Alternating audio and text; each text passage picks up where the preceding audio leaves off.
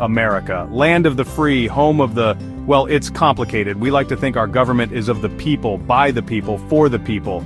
But who are these people really pulling the strings? Is it the president with the nuclear codes? Congress with their endless debates? Or maybe it's just some guy named Carl who runs a hot dog stand outside the Capitol? Spoiler alert, it's not Carl. The truth is, power in Washington, D.C. is like a spilled chili dog, messy, confusing, and you probably don't want to look too closely at what's in it. There's no single puppet master, no all-powerful Oz behind the curtain. Instead, it's a chaotic ballet of competing interests, all vying for a piece of the pie.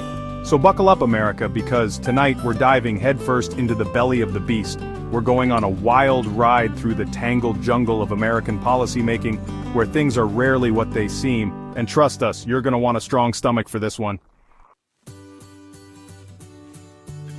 Okay, let's start with the basics, how the government is to work. See, there's this little thing called the Constitution, a document so old it makes Betty White look like a spring chicken. It outlines the formal process for making policy, like a chore wheel for democracy. First up, we've got the president, the supposed leader of the free world. They propose a budget, like a dad trying to control the family finances. But Congress, that unruly bunch of senators and representatives, holds the purse strings. They get to decide how to tax us and how to spend our money. Think of them as the teenagers with the credit card. Things can get out of hand quickly. Then there's the Federal Reserve, aka the Fed. This shadowy cabal of economists controls the money supply and interest rates. The president appoints them, but they have long terms like a bad house guest that just won't leave. Their goal is to keep the economy stable, but their methods can be mysterious. Some say they control the universe. We're not saying that, but we're not saying it either.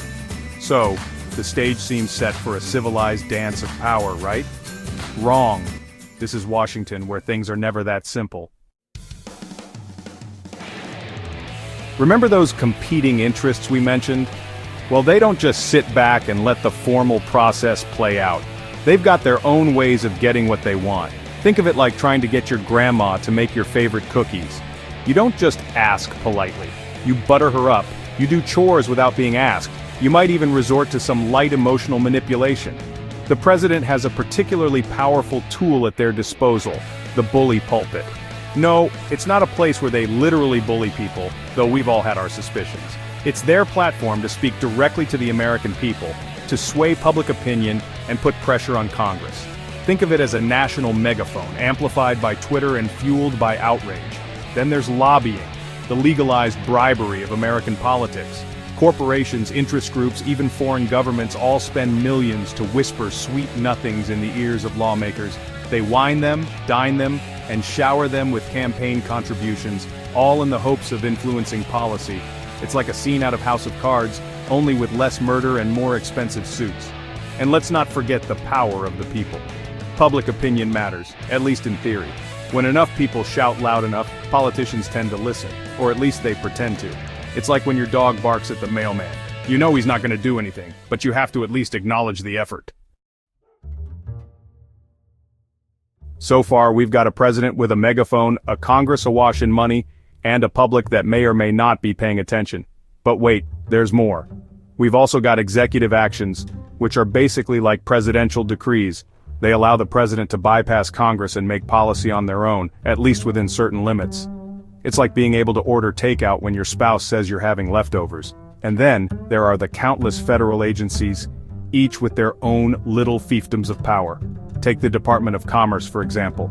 They regulate trade and promote American businesses abroad. They can influence policy by adjusting export controls, deciding which technologies can be shared with other countries. It's like being the bouncer at the club of global trade. So, who really pulls the strings in the US government? The answer, my friends, is that it's complicated. It's a messy, chaotic system with no easy answers. It's like trying to herd cats while riding a unicycle on a tightrope. It's enough to make you want to just give up and move to a deserted island. But then again, who would control the coconuts?